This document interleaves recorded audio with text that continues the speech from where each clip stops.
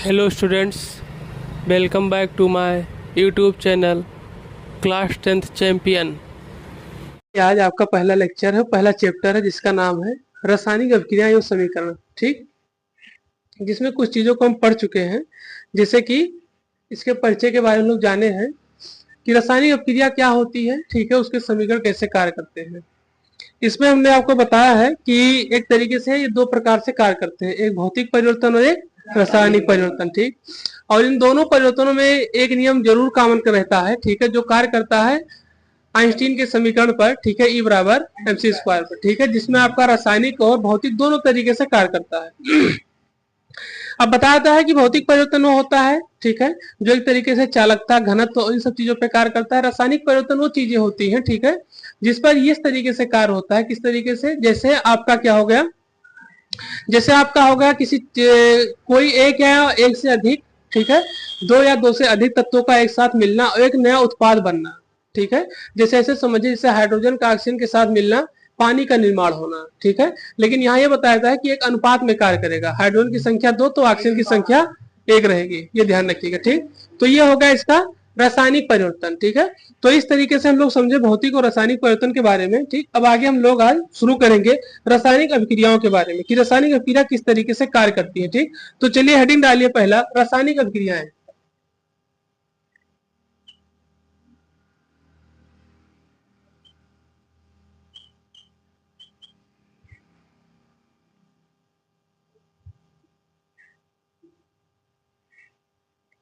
रासायनिक अभिक्रियाएं क्या होती हैं, कैसे कार्य करती हैं, ठीक है, बनाती हैं। अब सबसे पहली चीज इसमें हमने बताया गया है कि दो या दो से अधिक तत्व मिलकर, तो अब सबसे बड़ी चीज है कि तत्व क्या होते हैं। ठीक है, तत्व यानी कि इसको कहा था एलिमेंट। ठीक है, एलिमेंट, एलिमेंट हमने आपको बताया था कि इसको आप याद कर लीजिए। ठीक है, जिसमें hydrogen, helium, lithium, beryllium, boron, carbon, nitrogen, ये सब चीजें क्या होती है, आती है। ठीक, तो अब कुछ एलिमेंटों को हम एक साथ मिला के देखेंगे कि किस तरीके के एलिमेंट मिल करके किस तरीके के क्या करते हैं, रिएक्शन का निर्माण करते हैं। ठीक, जैसे सबसे पहला हम लोग ऐसे रिएक्शन को लेंगे, ऐसे तत्व को लेंगे जो आप डेली आपके जीवन में उपयोग होते हैं। ठीक हो, जैसे सबसे पहला एलिमेंट हम लेंगे यहाँ पर कार्बन का। ठीक, तो अगर आप देखें तो कार्बन बहुत ही महत्वपूर्ण और बहुत ही ज्यादा वातावरण पे मौजूद होने वाली गैसों के रूप में रहता है। ठीक, अब जैसे देखिए कार्बन, कोई भी चीज है तो उसमें कार्बन जरूर है। आपके शरीर है तो आपके शरीर में कार्बन है, ठीक है, पौधे हैं तो उनमें कार्बन है। ठीक है, तो यानी कि हर जगह में महसूस होता है कि कार्बन हर जगह विद्यमान है। ठीक है, तो अब सबसे पहले जब ये कार्बन है तो अगर देखा जाए तो सबसे पहली चीज हम लोग यहाँ पे समझे हैं रासायनिक अभिक्रियाएं कैसे कार्य करती हैं। तो यहाँ बताया था रासायनिक अभिक्रिया ऐसी अभिक्रियाएं होती हैं जो किस तरीके से कार्य करती हैं, एक या एक से अधिक तत्व के साथ मिलकर कार्य करती है। एक से या एक से अधिक, अकेला एक तत्व कोई कार्य कर नहीं पाएगा, मतलब कोई उत्पाद बना नहीं पाएगा। ठीक, तो एक से अधिक तत्व एक साथ मिलकर क्या करती है, रासायनिक अभिक्रिया में भाग लेती है और तब उसके साथ एक नया उत्पाद बनाती है, नया प्रोडक्ट बनता है। ठीक, अब जैसे मैंने आपको बताया कार्बन, कार्बन एक अकेला तत्व है, ठीक, वो कोई कार्य नहीं कर सकता। लेकिन हाँ, अगर कार्बन को देखा जाए तो कार्बन अगर किसी के साथ रिएक्शन करेगा तो कैसे करेगा। अब हमें ये जानना पड़ेगा कि कार्बन का जो रिएक्शन कर रहा है उसमें क्या क्या चीजें हैं जिससे कार्य से किसी के साथ रिएक्शन कर सके। पहले हम देखेंगे कार्बन का एटॉमिक नंबर। ठीक, कार्बन का एटॉमिक नंबर 6 होता है। ठीक है, फिर उसके बाद इसकी देखेंगे संयोजकता, बैलेंसी। ठीक है, कि इसकी बैलेंसी कितनी होती है। ठीक, उसी के साथ जिसकी जैसे इसकी बैलेंसी होगी उसी के साथ ये दूसरे तत्व के साथ क्या करेगा, रिएक्शन करेगा। ठीक, तो सबसे पहले इसकी हमें देखनी है बैलेंसी। तो जो इसकी बैलेंसी देखते हैं, ठीक है, तो इसका हम क्या निकालेंगे, KLMN या फिर SPDF के तरीके से इसका इलेक्ट्रॉनिक विन्यास करेंगे। ठीक है, इसके इलेक्ट्रॉनों को बाहर निकालेंगे। तो इसके पास अगर देखा जाए तो 6 इलेक्ट्रॉन है। ठीक है, और इलेक्ट्रॉनों की संख्या अगर देखी जाए तो 2 और 4 के रूप में आती है। तो सबसे पहली चीज इसमें दिया गया 2 और 4 दिया गया।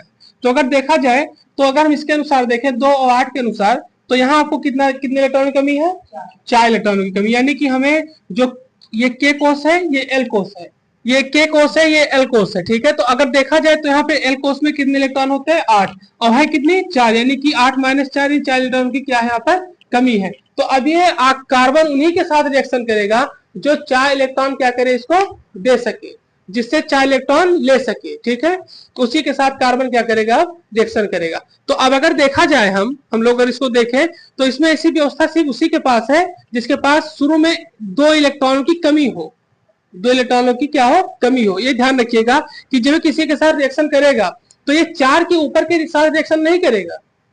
जो एलिमेंट लिया जाएगा उस एलिमेंट में इलेक्ट्रॉनों की जो संख्या होगी वो 4 से ज्यादा ना हो, कमी में 4 से कम ही हो, 4 से कम हो, ठीक है, और 4 से ज्यादा ना हो। तो आपने देखा होगा कि कार्बन ज्यादातर किसके साथ रिएक्शन करता है, ऑक्सीजन के साथ में, ठीक है।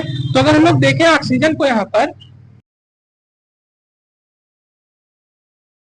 तो अगर हम लोग यहाँ पे ऑक्सीजन को देखें तो आप समझ रहे होंगे कि जो ऑक्सीजन है यहाँ पर, इसके भी एटॉमिक नंबर जो है वो 8 है। और इसका अगर हम वो देखें, क्या देखें, तो ये कितना हो जाएगा, 2 और 6 हो जाएगा, ठीक है, 2 6 हो जाएगा।